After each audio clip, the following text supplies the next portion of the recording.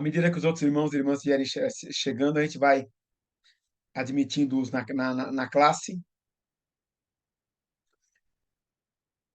Para continuarmos no capítulo 2, vamos ver se a gente consegue concluir o capítulo 2 hoje. Se não, a gente conclui a semana que vem. Mas, para tanto, eu vou pedir para você por um instante, se você puder, feche os teus olhos, curve tua cabeça e vamos pedir a direção do Senhor. Pai querido, nessa hora eu quero declarar que em mim não há força ou poder algum senão o que vem do Senhor.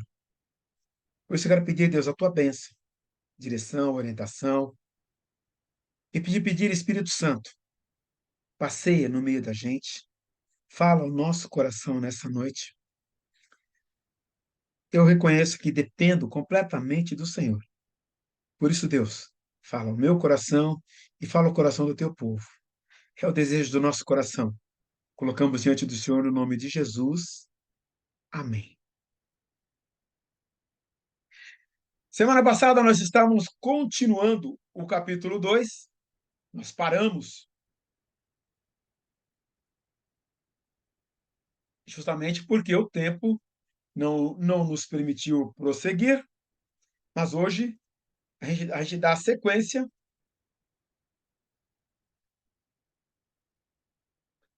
E é simples assim. Nós passamos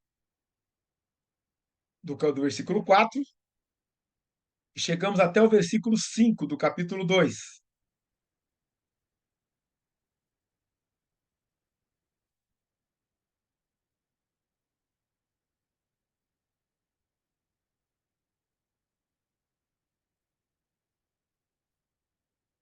Trabalhou algumas remédio para desunião. E no versículo 5, eu me lembro que a palavra que nós paramos foi Kyrios. Mas esvaziou-se a si mesmo, vindo a ser servo, tornando-se semelhante aos homens, sendo encontrado na forma humana, humilhou-se a si mesmo e foi obediente até a morte e morte de cruz. Por isso Deus o exaltou à mais alta posição e lhe deu um nome acima de todo nome, para que ao nome de Jesus se dobre todo o joelho no céu, na terra e debaixo da terra, e toda língua confesse que Jesus Cristo é o Senhor, para a glória de Deus Pai. E eu me lembro também que eu enfatizei que, no caso aqui, a palavra para Senhor que Paulo utiliza é Kyrios. Kyrios era uma expressão grega que era usada somente para o imperador, aquele que tinha o controle da vida das pessoas, aquele que tinha o controle do império, aquele que tinha toda a autoridade, todo o poder.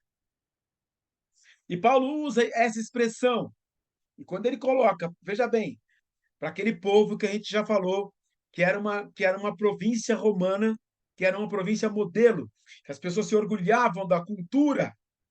Lembra-se quando Paulo teve a visão daquele homem e ele falou assim: olha, aquele ali passa a Macedônia e ajuda-nos. E ele sabia que ele era um macedônio por causa da sua aparência. Então veja que a vestimenta caracterizava-os, a forma de se vestir, a forma de falar, o grego utilizado aqui.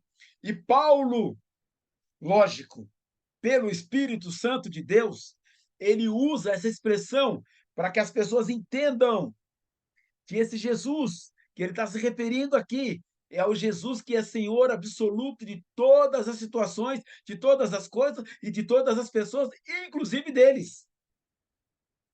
E aí, ele continua. Olha só o que ele diz.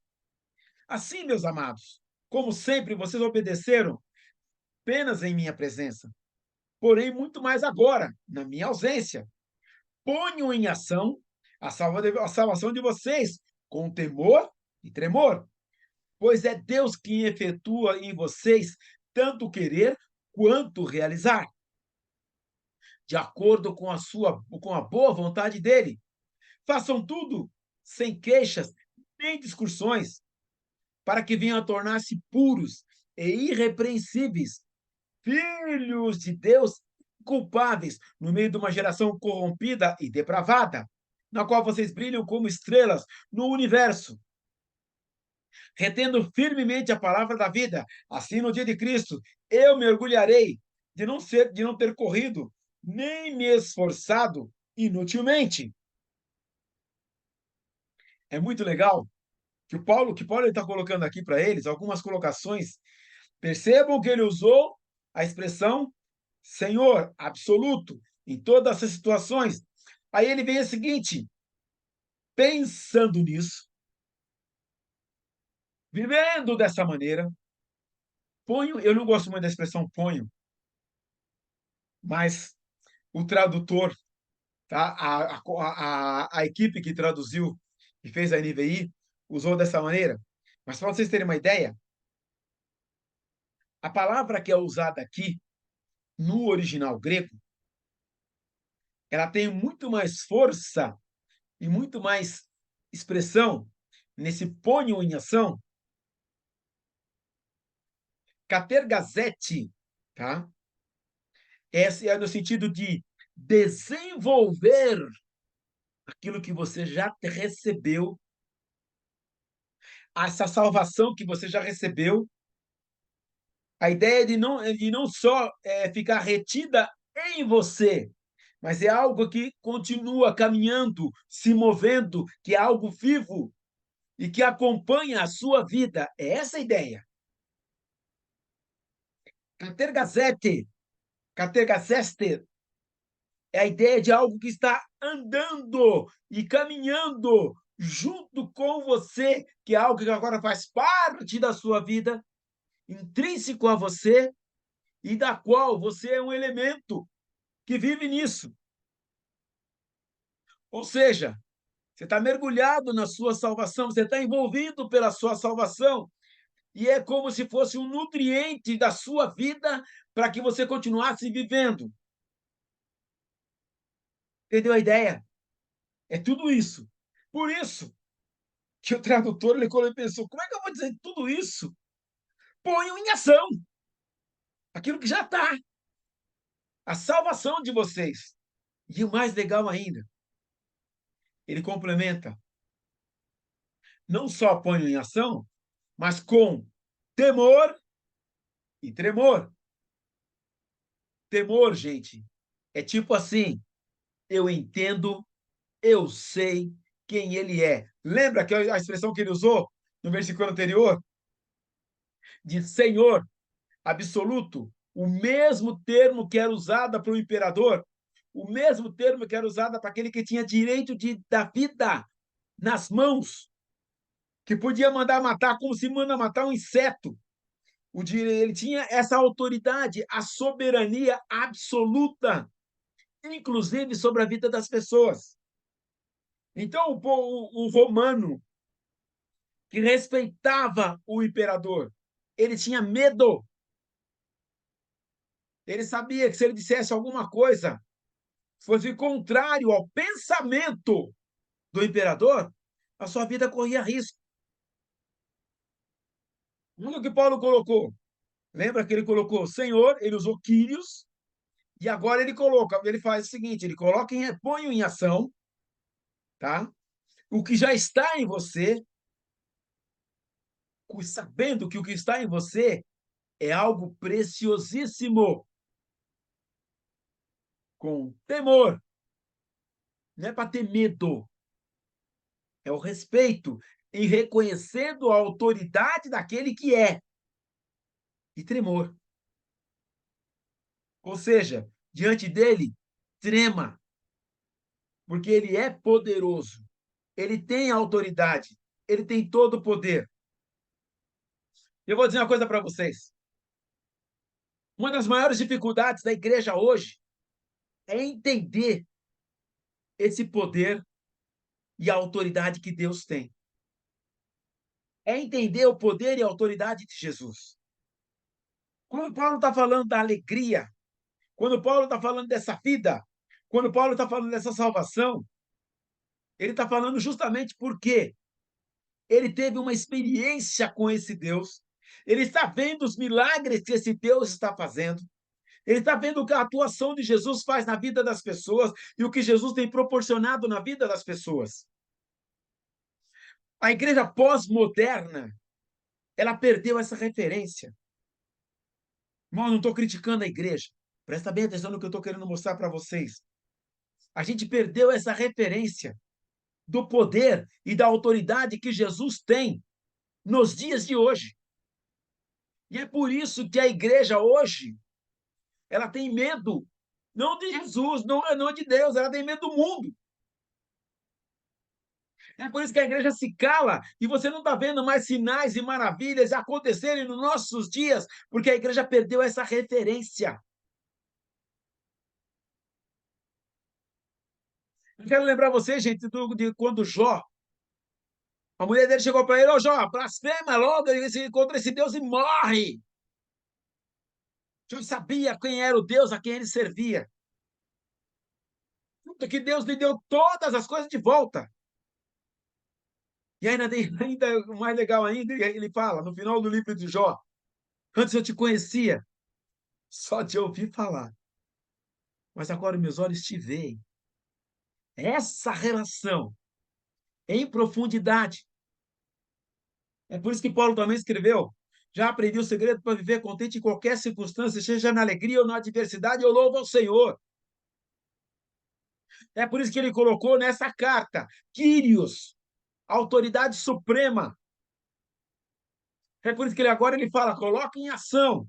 Porque à medida que você o conhece, à medida que você o experimenta, à medida que você vivencia, à medida que ele está que você está intrinsecamente ligado a ele, mergulhado nele, envolvido nele, na mesma profundidade que a raiz da árvore está envolvida na terra, na mesma proporção em que o pássaro que está voando está envolvido pelo ar, na mesma proporção que o peixe que está na água, ele está envolvido pela água. Assim deve ser o envolvimento nosso com Deus, a ponto de o Espírito Santo nos envolver de tal maneira que você não consiga mais olhar para esse mundo com a visão dos olhos do mundo, mas quando você olha para o mundo, quando você olha para as situações, quando você olha para as coisas à sua volta, você vê com os olhos do Senhor, você vê com a visão de Jesus, você tem os olhos de Cristo, e por isso a sua visão é diferente, e aí você coloca a sua fé em ação, e aí você coloca essa vida em ação, e é com temor, é com tremor, reconhecendo dele a autoridade e o poder e o que ele pode fazer na sua vida. É o que Paulo está dizendo para eles. É o que Paulo está ensinando a eles. Ó, Filipenses, vocês que são essa referência de beleza e que tem essa vida e que tem a cultura, presta bem atenção, ponham em ação. Tudo isso, esse background que vocês têm, a salvação que vocês adquiriram, com temor e com temor. E ele avança, ele não para, não. É muito legal porque ele percebe o que está acontecendo e aí ele diz o seguinte, e ele diz agora no versículo 13, por quê? Coloque em ação, porque não é a sua ação, não é o que você faz, porque pois é Deus quem efetua em vocês tanto o querer quanto realizar, de acordo com a boa vontade dele, porque é Deus quem efetua tanto o querer quanto realizar. Querido, não olhe as circunstâncias, olhe o seu amor. Não se guie por vista. Tinha um cântico que dizia isso, inclusive. Para de olhar para as circunstâncias como se você fosse a solução dos problemas ou a solução de todas as coisas. Não. O Deus Todo-Poderoso, o mesmo Deus que abriu o Mar Vermelho, o mesmo Deus que foi coluna de fogo à noite, coluna de fumaça durante o dia, que colocou aquele povo, que levou aquele povo a atravessar o Jordão, que derrubou os muros de Jericó, o mesmo Deus que colocou eles na terra. É o mesmo. É o mesmo Deus. É o mesmo Deus que opera em você, tanto querer quanto realizar. É o mesmo Deus.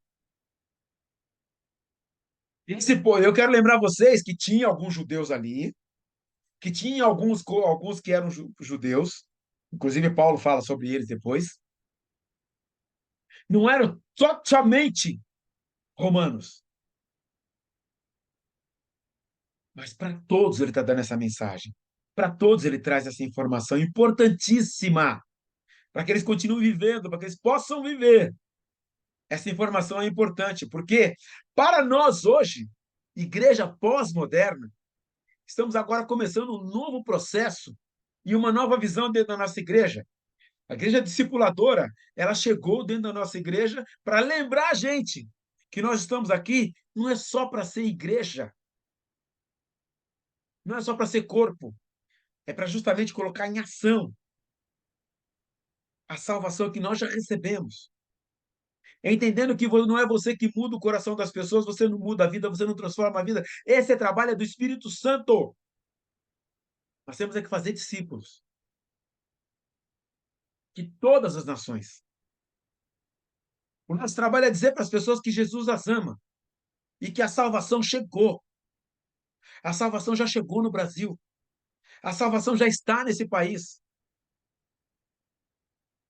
E quando a gente entender isso e colocar as pessoas para seguir os passos de Jesus, caminhar junto com Jesus e passarem a seguir a Jesus e buscarem em Jesus o que elas precisam, nós teremos uma Santo André transformada. A violência nessa cidade vai diminuir, a fome nessa cidade vai diminuir, até o desemprego vai diminuir, a quantidade de drogados vai diminuir, a quantidade de famílias arrebentadas e desfeitas vai diminuir, a falta de amor, o ódio, a tristeza vai acabar nessa cidade. Quando a igreja entender que é Deus que efetua em nós tanto o querer quanto o realizar. E nós vamos começar a experimentar na mesma proporção que os discípulos experimentaram naquele dia que eles estavam lá naquele lugar. E ele perguntou: o que, que tem para essa multidão comer? Tem só dois, 5 pães e 2 peixes. Que é isso para alimentar toda essa multidão? Pede para eles sentarem na relva. Grupo de 50. Começou a distribuir. E sabe aonde aconteceu o milagre? Na mão dos discípulos, entregando para as pessoas. Eles começaram a entregar e o cesto não ficava vazio. Eles entregavam e esvaziavam, entregavam e esvaziavam. E a igreja perdeu essa referência, minha gente. Eu vou dizer para você que tem muitos milagres acontecendo no nosso meio. Tem maravilhas acontecendo no meio da nossa igreja. Deus continua sendo o mesmo Deus. Ele continua sendo Deus. Se as portas vão se abrirem para você, ele continua sendo Deus. Se elas se abrirem, ele continua sendo Deus. Se o diagnóstico ruim vier, ele continua sendo Deus. Se você for curado, ele continua sendo Deus. Ele não muda. Nós é que perdemos a visão, nós é que estamos com a visão meia turva. E Paulo, quando está escrevendo aos Filipenses, eu vou dizer para vocês, ele estava preso lá em Roma, esperando o julgamento.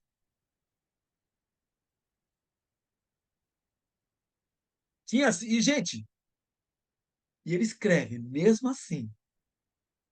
Lembra que ele tinha passado por naufrágio? Foi mordido pela serpente e vivenciou tudo isso.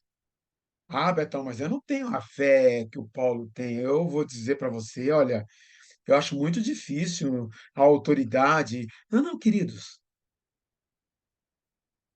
A autoridade do Senhor. Lembra? Quírios quem é? O Senhor Jesus. Você vai ter que colocar em ação a salvação que já aconteceu na sua vida. Continue temendo, tremendo. E não esqueça que é Ele que efetua tanto o querer quanto o realizar.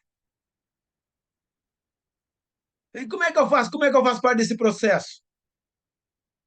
Querido, você tem que fazer parte do processo aproveitando e simplesmente começa a viver de uma maneira mais tranquilinha. Sabe como? Versículo 14. Façam tudo sem queixas nem discussões. Não estamos aqui para brigar, gente. Não estamos aqui para discutir. Tem muita gente gastando energia em discussão que não leva a lugar nenhum. E às vezes discutindo conceitos que também que não mudam a vida de ninguém. E ele usa uma expressão aqui: façam tudo sem queixas. Gonguismo, gonguismo é aquela murmuração. Lembra do Zé Buscapé? Daquele desenho animado? Não podia. Tem crente que é resmungão, gente. Só olha para a situação, resmunga. Acha que tudo está ruim. Acha que tudo é problema. Acha que tudo é difícil. Irmão, quem teve ontem na igreja, o nosso missionário que está lá na África, sabe no qual é o nome da cidade que ele está trabalhando? Cidade do lixo. As pessoas lá vivem no meio do lixo. Sabe o que é morar numa cidade onde tudo à sua volta é lixo? Eles reciclam e viraram os recicladores do Egito, ali do Egito. O Egito, aquele mesmo povo que já escravizou o povo de Deus, hoje tem uma cidade chamada Cidade do Lixo. Todo o lixo do Egito vai para lá. E tem um grupo de irmãos que está vivendo ali. Um grupo de crentes que vivem da reciclagem. E tem um missionário da nossa igreja que vive ali. Eu tive a oportunidade de conversar com ele ontem um pouquinho e ver o seu testemunho do que Deus está fazendo no meio do Egito. Pensa que ele estava se queixando. Ele teve uma visão muito parecida com a que Paulo teve nos dias de hoje. Nos dias de hoje, Deus deu uma visão para ele. Mas Deus dá visão? Dá. Deus dá sonhos? Sim. Deus opera milagres? Sim. Então, se a situação sua está complicada, meu querido, eu vou dizer uma coisa para você. Não quero que você olhe para. Ah, tem gente que pode estar muito pior que eu. Sim, tem. Tem gente que, não, que hoje, se você se alimentou, tem gente que não teve que comer hoje. O Brasil continua ainda com muita gente passando fome. É que a TV não mostra mais aquele pessoal queimando, pegando osso para comer, entendeu? Mas continua tendo. Então, meu querido, aquilo que Deus colocou diante de você, faça sem se queixar, sem discutir, sem lamentar. O termo que está usado aqui, o gonguismon, é o mesmo termo que foi usado lá em Números 24, quando o povo murmurou contra Moisés. Ei, lá no Egito nós tínhamos os repolhos, a cebolinha. Você veio aqui no deserto para nos matar de fome. E Deus manda para eles o maná. Gente, é uma das coisas que na eternidade eu vou querer perguntar para todo mundo como é que foi aquilo. Comer o maná. E você vê no meio de uma rocha a água jorrar, água fresca, no meio do deserto.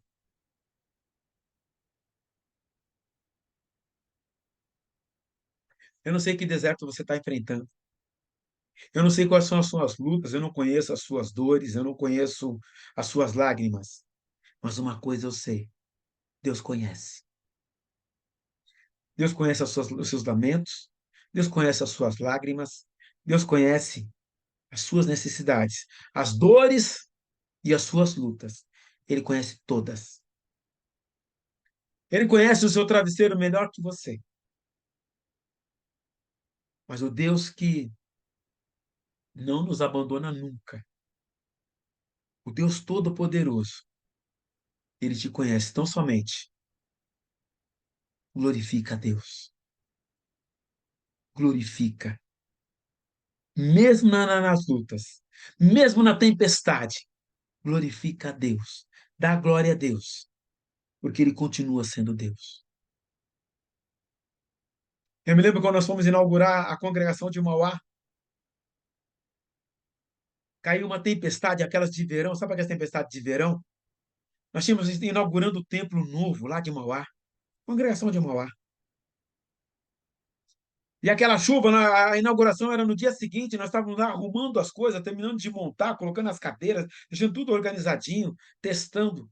Caiu uma chuva e deu uma goteira no meio da mesa de som. Era uma sexta-feira à noite, e tinha vindo embora, né? Aí o Zezinho me liga, pastor Zezinho, Betão, deu uma chuva que caiu aqui, deu uma goteira, e a água caiu bem em cima da mesa de som, uma goteira. Queimou a mesa de som. A inauguração é amanhã. Eu falei, não se preocupa, glória a Deus. Ele ficou bravo do outro lado.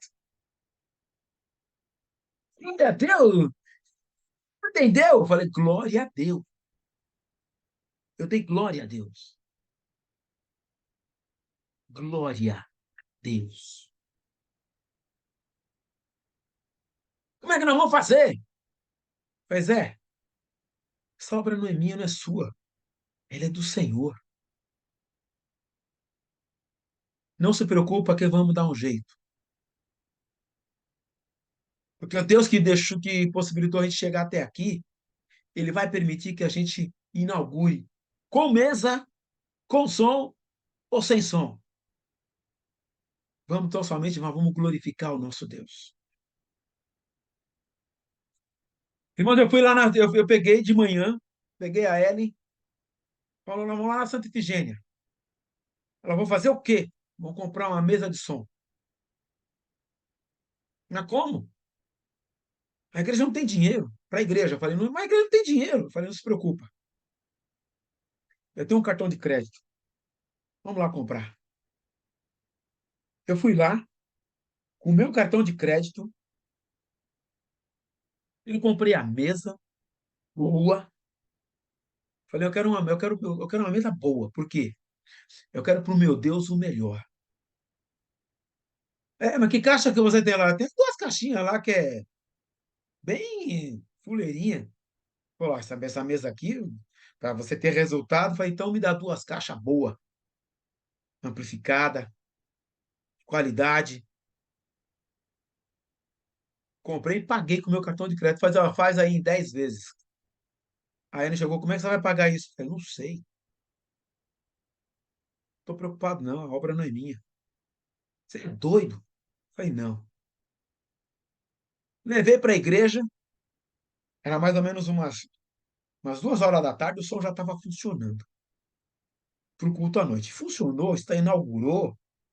Pastor Edson, inclusive, era vivo, esteve lá. Uma festa. Aí o Zezinho me perguntou umas 4 vezes, como é que foi isso aqui, cara? Como é que você conseguiu isso aqui? Não se preocupe não, Zé. Aí depois eu passei para ele o valor. Primeiro mês, a igreja foi fiel, pagou. Segundo, terceiro, quarto, quinto, sexto. E Deus é tão bom, Deus é tão bom, que naquela semana, a American Express lançou uma promoção. Quem gastasse um valor determinado naquela semana, naquele mês ali, no cartão de crédito, estava concorrendo a uma viagem para Nova York. Eu nunca tinha ido a Nova York. Foi a primeira vez, porque Deus me deu a passagem para ir para Nova York.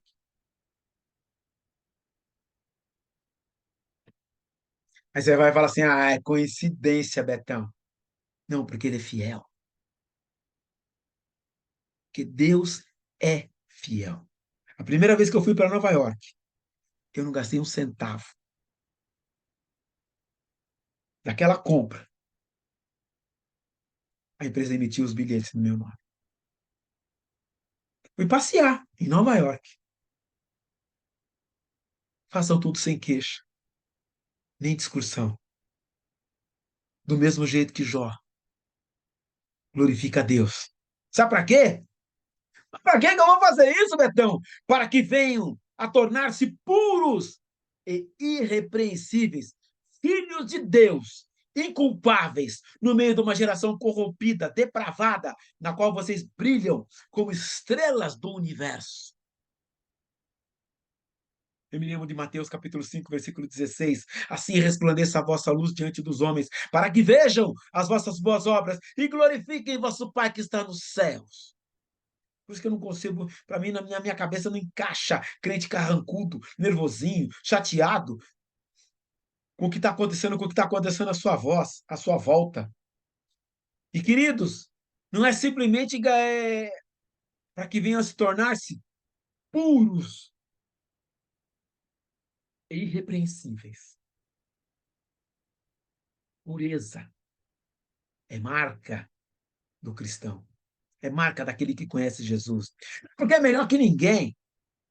Porque está vivendo melhor que ninguém. Como disse Paulo, que eu já aprendi o segredo para viver contente em qualquer circunstância.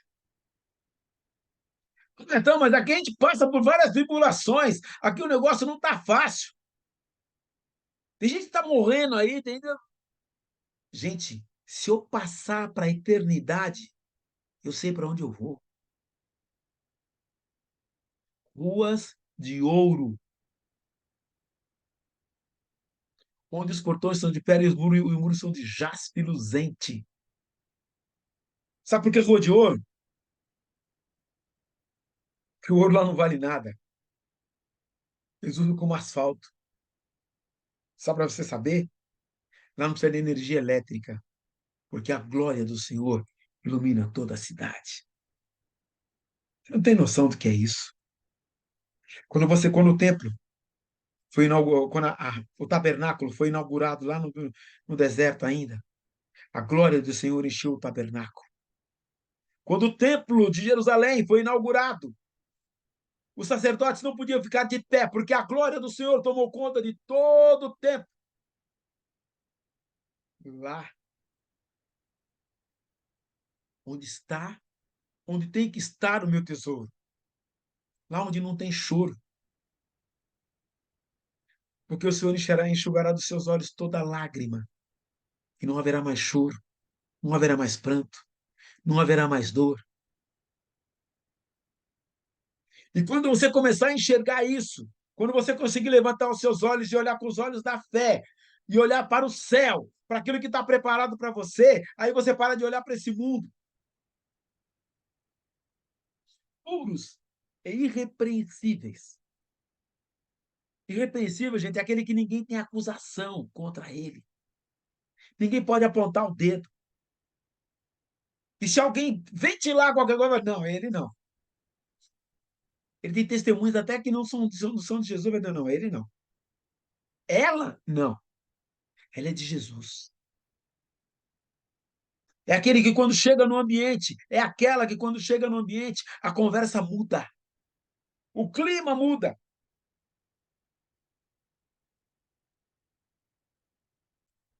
E, gente, inculpáveis. Tem culpa. Ele vive para Deus. Ele vive para Jesus. A vida dele, a vida dela, emana a graça, a glória do rei. Eu me lembro quando Moisés teve aquele período com Deus, quando ele desceu lá do monte e o seu rosto resplandecia. Só que ele não sabia que o seu rosto estava brilhando, porque ele teve aquele contato, aquela experiência com o próprio Deus, com o Deus Todo-Poderoso, com o Deus vivo. Quando você andar nessa condição e caminhar nessa condição, com esse brilho, com esse resplandecer, as pessoas à sua volta vão querer saber: escuta, o que você tem? O que você está experimentando? Onde é que você vai? O que acontece na sua vida? O que você come? O que você faz? Como se alimenta? Como você vive? Me conta, eu quero saber o que enche você, o que preenche você, o que envolve você. Eu quero um pouco disso para mim também.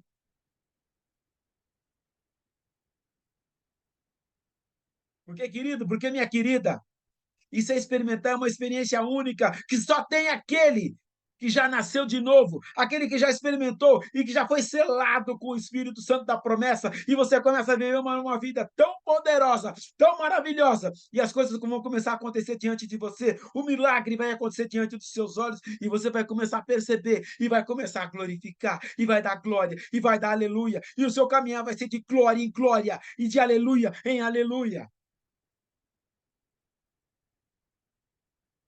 No meio de uma geração corrompida e depravada, na qual vocês brilham como estrelas no universo.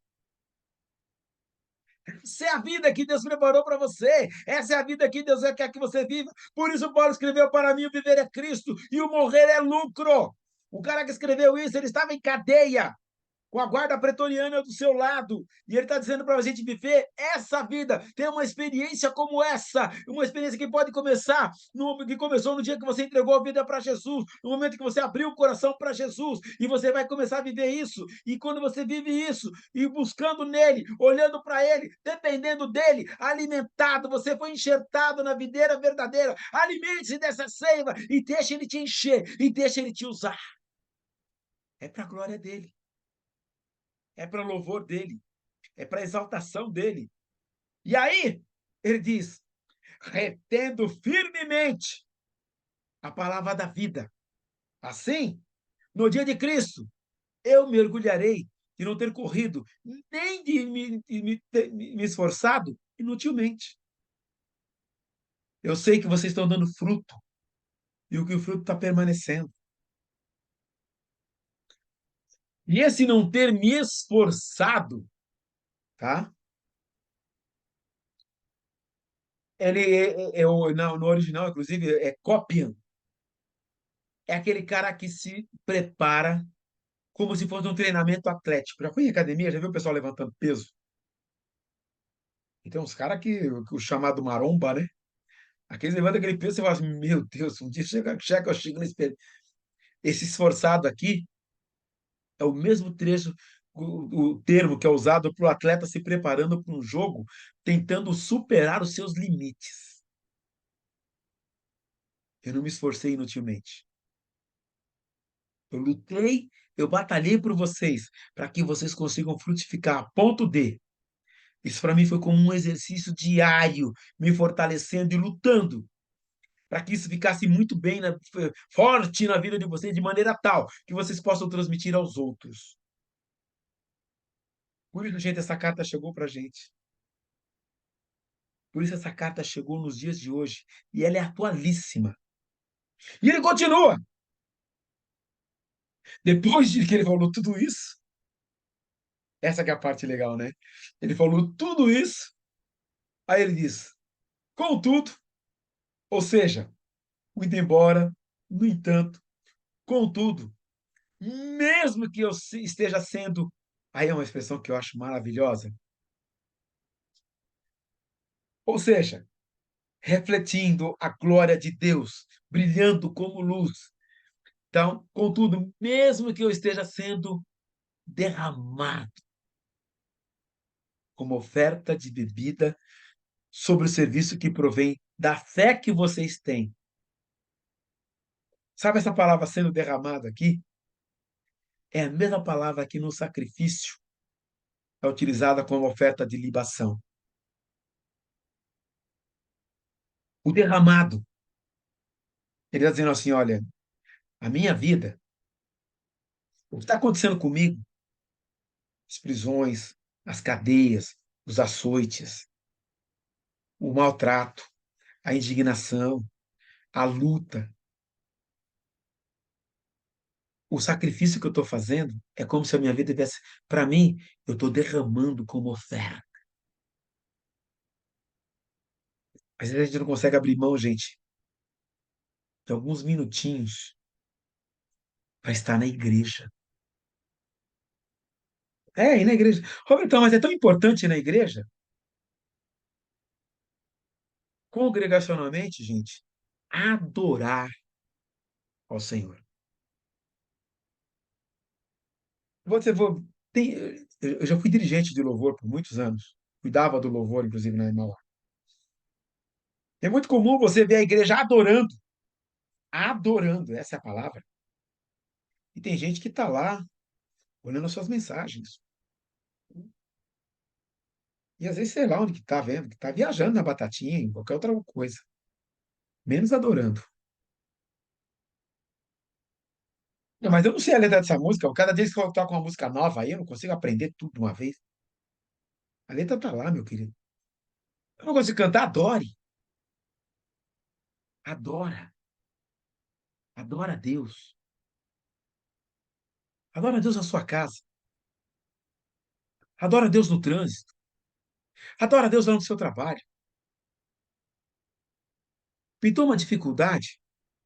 Adora. É, Betão, para você é fácil, você é pastor. Meu irmão, vida não tá fácil para ninguém. Você está no Brasil. Estamos melhor que quem está na África. A gente está na Europa, não está num país desenvolvido. As contas chegam, os boletos chegam, e de vez em quando a gente vai no médico, e o diagnóstico não é tão bom.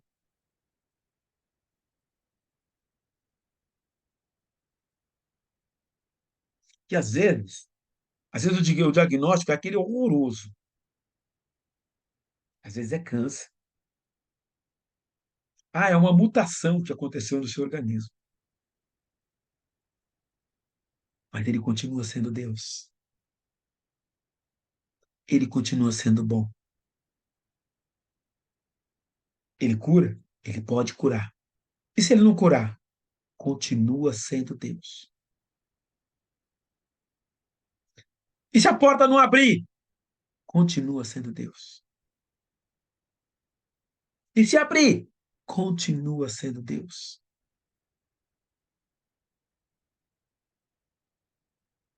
E se a coisa ficar pior ainda, Betão? A minha vida vai ser derramada diante dele. Vai ser uma oferta. E eu vou deixar ele fazer. No tempo dele. Porque ele conhece a nossa estrutura e se lembra que nós somos pó. Deus nunca vai deixar vir sobre você uma aprovação maior aquela que você possa suportar. Antes, ele vai dar o escape. Show de bola, né? Mas eu não consigo viver isso. Eu tô aprendendo. Eu achei que ser vida cristã ia ser aquele negócio fácil. Eu levantei a mão aquele dia e achei que agora ia tudo se resolver, as portas iam se abrir, eu seria milionário, eu viveria agora de olhando a vida passar. Não. Porque algumas coisas acontecem com algumas pessoas e as coisas parecem que andam bem, e ele é crente. Salmo 73, já leu? Salmo 73? Dá uma lida de vez em quando. Um sacrifício que oferecem a Deus, estou alegre e me regozijo com todos vocês. E sejam vocês também alegres e regozijem-se comigo. Um cara que estava preso, um cara que sofreu até o... Regozijem-se, se alegrem comigo. Costas marcadas, algemas nos pulsos. Regozijem-se, alegrem-se comigo.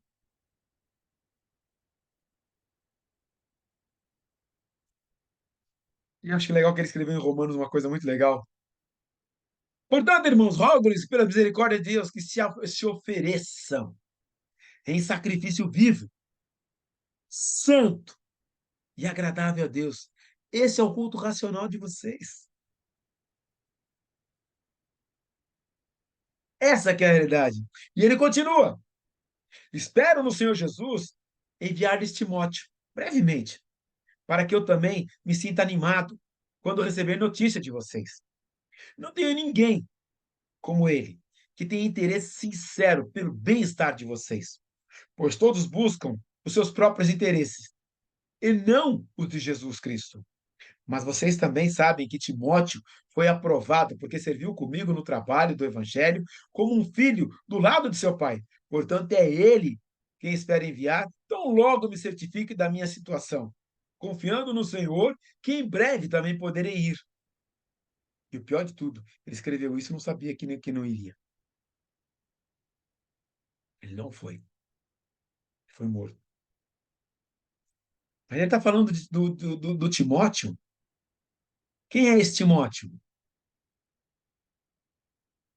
Em Atos 16, 1, Paulo foi primeiro a Derbe e depois a Listra, onde havia um jovem discípulo chamado Timóteo. A mãe dele era judia, convertida, o pai era grego. Lembro-me da sua fé sincera, como era sua avó Loide, e da sua mãe Eunice. Eu sei que em você a mesma fé continua firme, lá em 2 Timóteo 2, 1, 5. Por isso, enviei Timóteo, meu filho amado, e fiel no Senhor. Ele os lembrará de como sigo Cristo Jesus, de acordo com o ensino que ensino em todas as igrejas, em qualquer lugar onde eu vou. Todos os outros se preocupam comigo, consigo mesmo, e não com o que é importante para Cristo Jesus. Mas vocês sabem que Timóteo provou seu valor. Como um filho junto ao Pai, ele tem servido ao meu lado na proclamação das boas-vindas. Quando você lê lá no livro de Atos, você vê que ele estava junto, parceiro, companheiro, junto. Eu vou parar aqui, versículo 21, 22, e na próxima quinta-feira eu continuo. Já estou falando há 45 minutos e nem percebi. E agora, a palavra é de vocês. Dúvidas, comentários até aqui? Quero ouvi-los. Quero ouvir vocês. Abre o teu microfone, palavra é de vocês.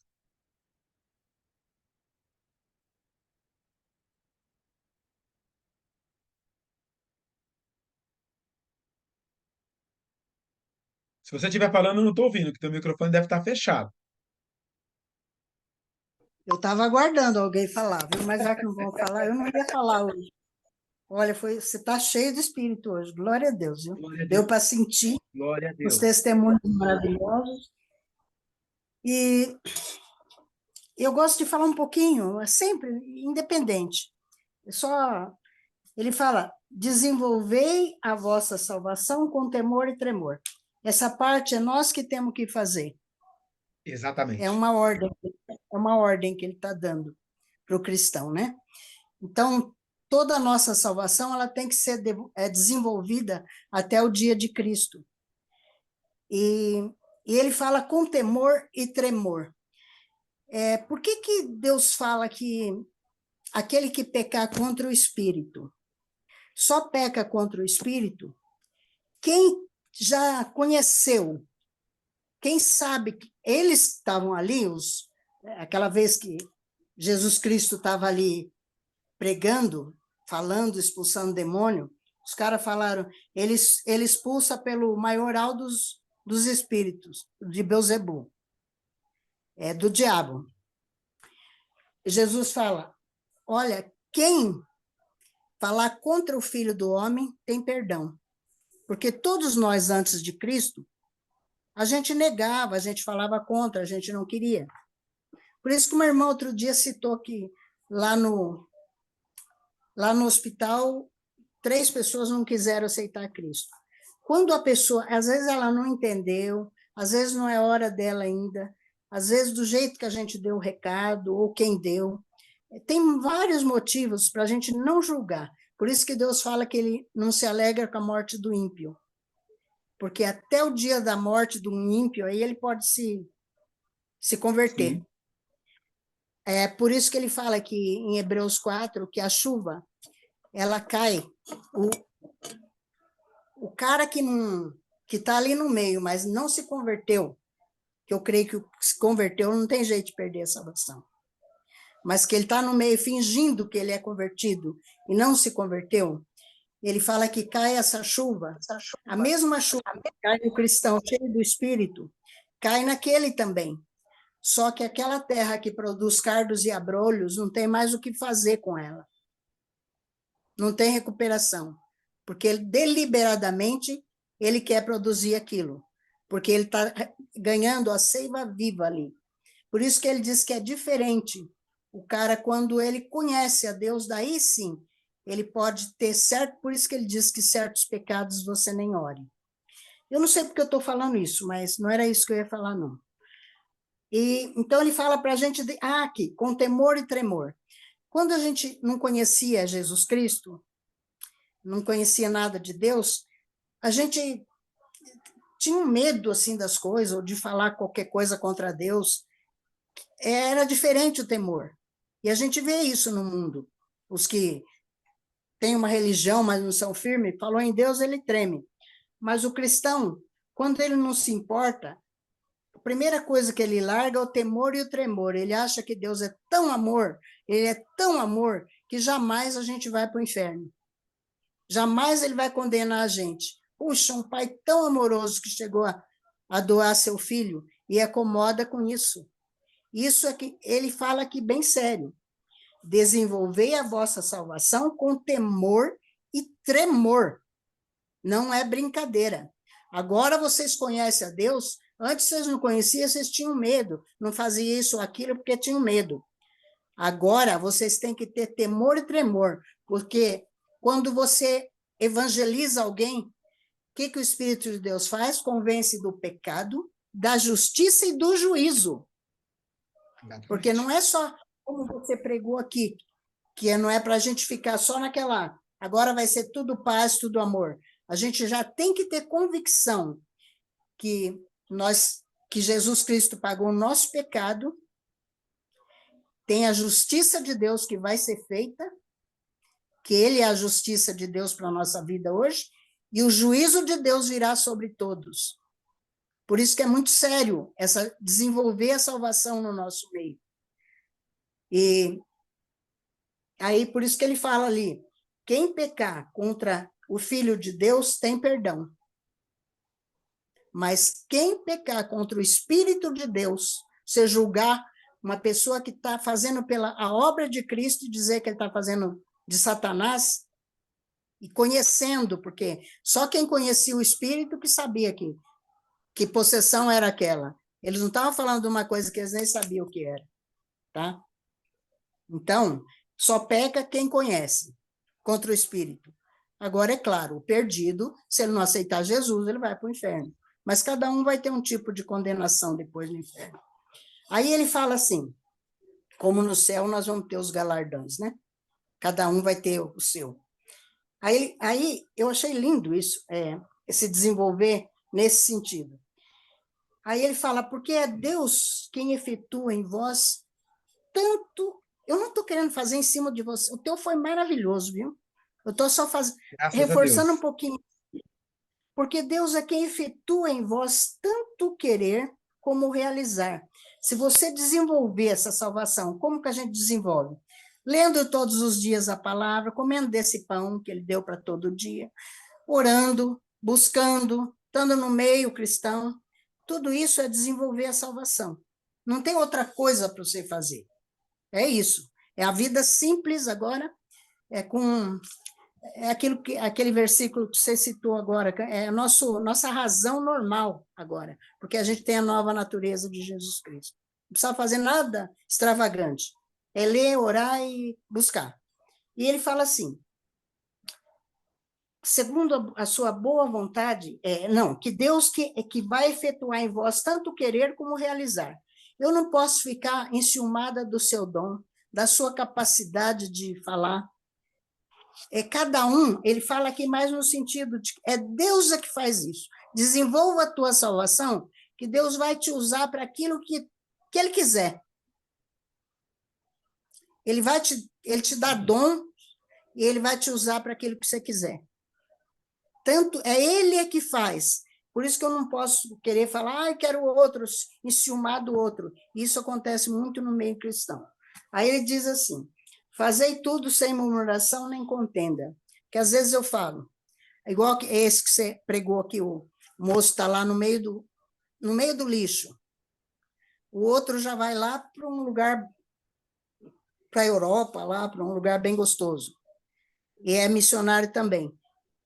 Você vê que ele não fica olhando lá para o outro que tem uma vida melhor ali. Ele está ali fazendo a obra de Deus ceguinho contra o mundo, assim, fazendo de coração a obra de Deus. É assim que Deus quer. Cada um ele vai chamar de um jeito para um lugar, não é para invejar o outro. Porque às vezes a gente não reclama nada, mas dentro você fica murmurando, você não tem sorriso. Essa alegria que você falou que a gente tem que ter, vamos supor, eu me esforcei tanto, estou 45 anos no Evangelho, o outro começa agora e ele até é promovido para algumas coisas. Ninguém é entregar para Deus e ele vai realizar tanto o querer como realizar é ele que faz na nossa vida. Aí ele fala, para que vos torneis irrepreensíveis e sinceros, porque aí a gente tem essa sinceridade, a gente vai estar alegre naquilo que Deus deu, independente do outro. Porque o cara que murmura, às vezes o outro não vai saber, mas ele não tem ele não demonstra aquela alegria, aquele prazer de estar servindo a Deus. Parece que ele está queria uma coisa melhor, vai. Eu não queria servir lá naquela congregação, queria pegar uma igrejona.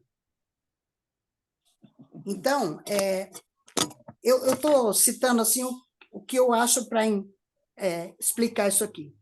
Então, para que vos torneis irrepreensíveis e sinceros, filho de Deus inculpáveis, aonde?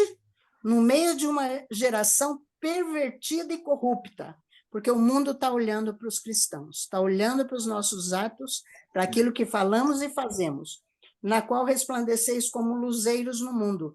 Lembra outro dia que a gente comentou que Jesus Cristo pediu que a gente fosse um, para que o mundo cresça, tá? Exatamente. Quando ele vê realmente essa sinceridade do nosso coração, o outro que é mais importante, ele é mais servo do que o que é mais simples. Ele aprendeu bem com Jesus que o maior é o que serve, e ele vai estar servindo. Exatamente. Isso aqui, o mundo vai olhar e vai dizer, nossa, aquele cara é tão importante, ele está ali no meio daquele povo, e ele é o que mais serve. Isto aqui o mundo não vai calar, tá? E outra coisa, fazendo o quê? Não é só entre nós, ó, estou acabando já. Não é só entre nós, porque às vezes a gente pensa que vai num lugar, tem o nosso grupinho, a gente fica ali bonitinho, sorrindo um para o outro, não é isso. Ele fala, preservando a palavra da vida. A gente tem que falar, não adianta só testemunhar de que a gente é bonzinho, um ama o outro. A palavra tem que estar constante na nossa vida. Que ele fala, porque no dia de Cristo eu me glorio de que não corri em vão, nem me esforcei inutilmente. Tudo isso você falou. Porque esse que a palavra preserva nele, que tem esse testemunho, e ele fala por que é que a nossa vida é bacana assim, a gente é assim, e continua ganhando. E ele vai ter muita gente dessa igreja aqui, desses caras que levaram a sério, que vão ter filhos, filhos e filhos e filhos para Deus, né? Amém. Só isso que eu quero falar. Obrigado, Maria Alice, pela colaboração, pela contribuição. Ele fica bravo comigo.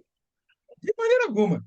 Aliás, eu acho que pensam, e deu dois pontos que você abordou que eu acho que são importantes a gente ratificar. Pecado contra o Espírito Santo.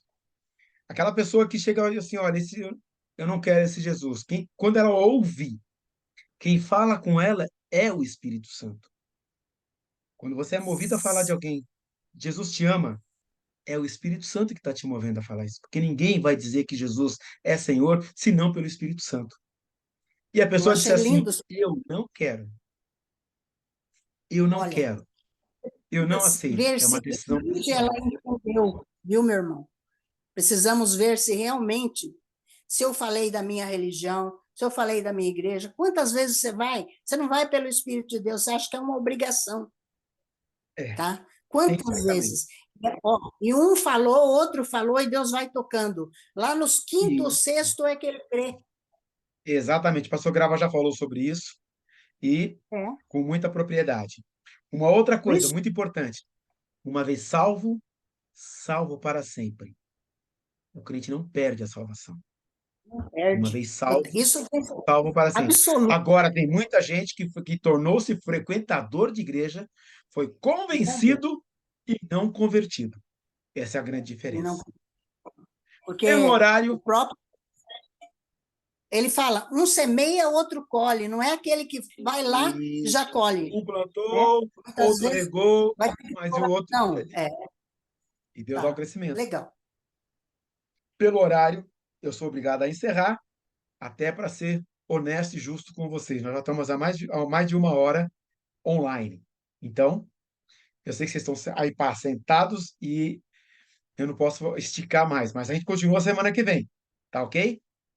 Se você puder, feche os teus olhos, curva a tua cabeça e ore comigo. Pai, muito obrigado por esse instante, por esse encontro no qual estamos em torno da tua palavra, aprendendo do Senhor e crescendo no Senhor. Deus amado, que a tua palavra continue frutificando no coração dos teus filhos. Abençoa, individualmente e pessoalmente, cada um aqui. Em nome de Jesus, amém. Queridos, uma semana e noite abençoada para vocês. Fiquem na paz. Até a semana que vem. Amém.